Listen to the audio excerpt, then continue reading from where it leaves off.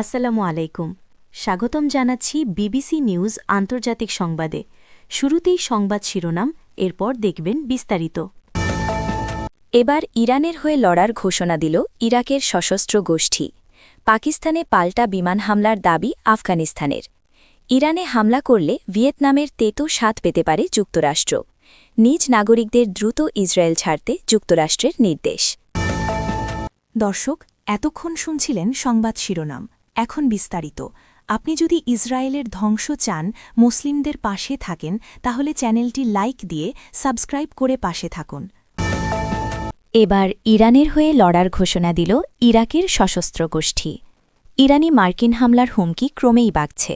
চলমান আলোচনা ব্যর্থ হলে যুক্তরাষ্ট্র ইসলামী প্রজাতন্ত্রের ভূমিতে আগ্রাসন চালাতে পারে বলে আশঙ্কা আছে।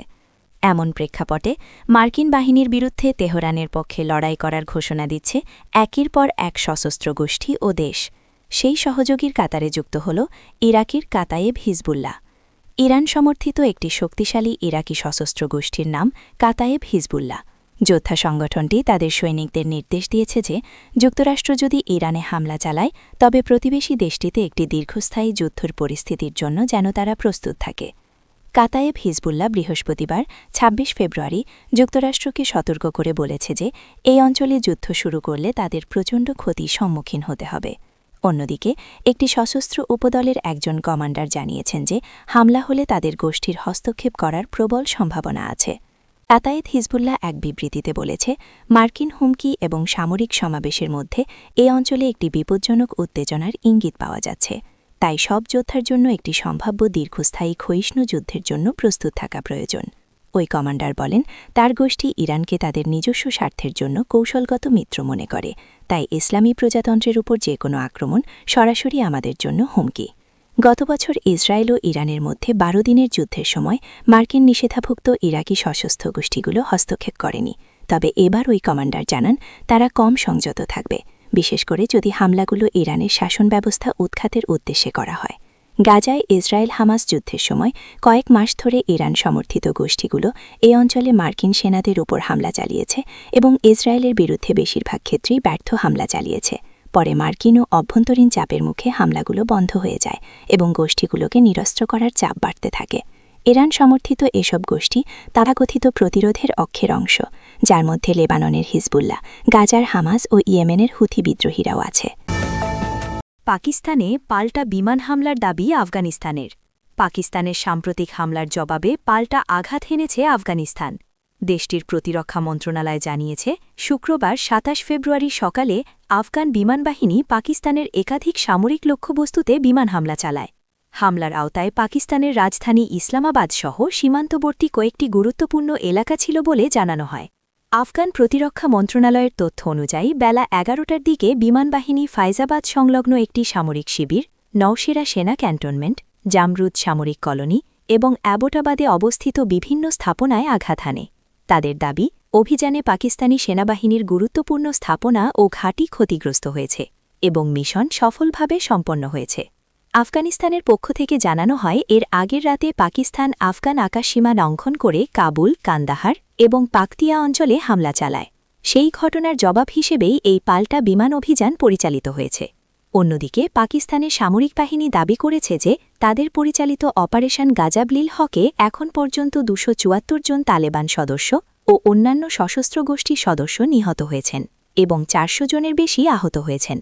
শুক্রবার এক সংবাদ সম্মেলনে পাকিস্তানের সামরিক বাহিনীর গণমাধ্যম শাখা আইএসপিআরের মহাপরিচালক আহমেদ শরীফ চৌধুরী এ তথ্য জানান। তিনি বলেন, তালেবানের ৭৩টি সামরিক পোস্ট ধ্বংস করা হয়েছে এবং ১৮টি পোস্ট দখলে নেওয়া হয়েছে। পাশাপাশি প্রাথমিক হিসেবে আফগান তালেবানের ১১৫টি ট্যাঙ্ক, সাজোয়াজান ও আর্টিলারি অস্ত্র ধ্বংস করা হয়েছে বলে দাবি করা হয়।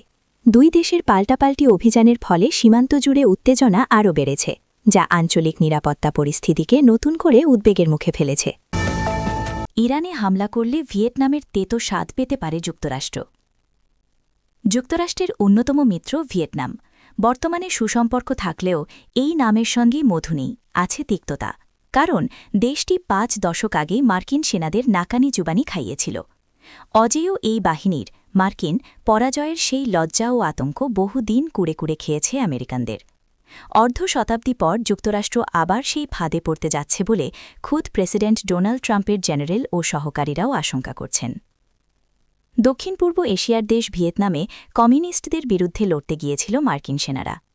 ১৯৬০-এর দশকে অস্ত্রশস্ত্র নিয়ে সরাসরি যুদ্ধে জড়িয়ে পড়েছিল যুক্তরাষ্ট্র।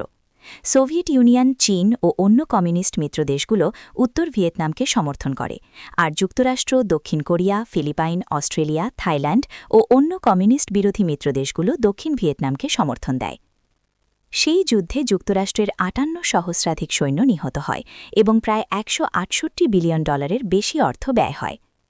এই বিপুল ব্যয়ের কারণে তৎকালীন মার্কিন সরকারের নেওয়া গ্রেট সোসাইটি তথা দারিদ্র্য ও বর্ণবৈষম্য দূরীকরণ এবং শিক্ষা, স্বাস্থ্য ও নাগরিক অধিকার উন্নয়নের লক্ষ্যে নেওয়া একগুচ্ছ উচ্চাভিলাষী সামাজিক সংস্কার কর্মসূচি বাধাগ্রস্ত হয়। এছাড়া দেশটিতে দেখা দেয় মুদ্রাস্ফীতি।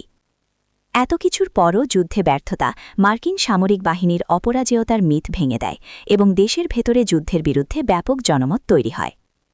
এই পরাজয় দেশটির জনগণের মধ্যেও দীর্ঘস্থায়ী ভীতি তৈরি করে, যার কারণে তারা পরবর্তী বহু বছর বিদেশের মাটিতে সামরিক হস্তক্ষেপের বিরুদ্ধে ছিল। এক দশক বছর পর যুক্তরাষ্ট্র ফের সামরিক হস্তক্ষেপ শুরু করে। ১৯৮৩ সালে গ্রেনাডা এবং ১৯৮৯ সালে পানামা আক্রমণ করেছিল দেশটি। এরপর ১৯৯১ সালে ইরাকের উপসাগরীয় যুদ্ধে হস্তক্ষেপ এবং ২০০১ সালে আফগানিস্তান ও ২০০৩ সালে ইরাক আক্রমণ করে মার্কিন বাহিনী। এখানেও আছে বাজে অভিজ্ঞতা। ইরাক আক্রমণ করে রেজিম চেঞ্জ তথা শাসন ব্যবস্থার পরিবর্তন করতে পারলেও দেশটিতে তৈরি হয়েছে যুক্তরাষ্ট্র বিরোধী প্রজন্ম ও মিলিশিয়া বাহিনী, যেগুলো পরোক্ষভাবে এখন নিয়ন্ত্রণ করছে ইরান। এমনকি শিয়া প্যারামিলিটারি গ্রুপটি এখন তেহরানের পক্ষে যে কোনো যুদ্ধেও অংশগ্রহণ করতে প্রস্তুত। এছাড়া আফগানিস্তানেও যুক্তরাষ্ট্রের ২ দশকের আগ্রাসন ব্যর্থ হয়েছে। দীর্ঘ সময় যুদ্ধ করতে গিয়ে শুধু মার্কিন সৈন্যই নিহত হয়েছে ২৫০০-এর মতো। এর বাইরে ন্যাটোরও বহু সৈন্যের সমাধি হয়েছে তালেবানের ঘাঁটিতে। এই আগ্রাসনে যুক্তরাষ্ট্র $1 ট্রিলিয়নের বেশি অর্থ ব্যয় করেছে, যা দেশটির আভ্যন্তরীণ ঋণ বাড়িয়ে দিয়েছে। বিপুল প্রাণহানি ও অর্থ ব্যয়ের পরও পশ্চিমা সৈন্যদের দেশটি ত্যাগ করতে বাধ্য করেছে তালেবান।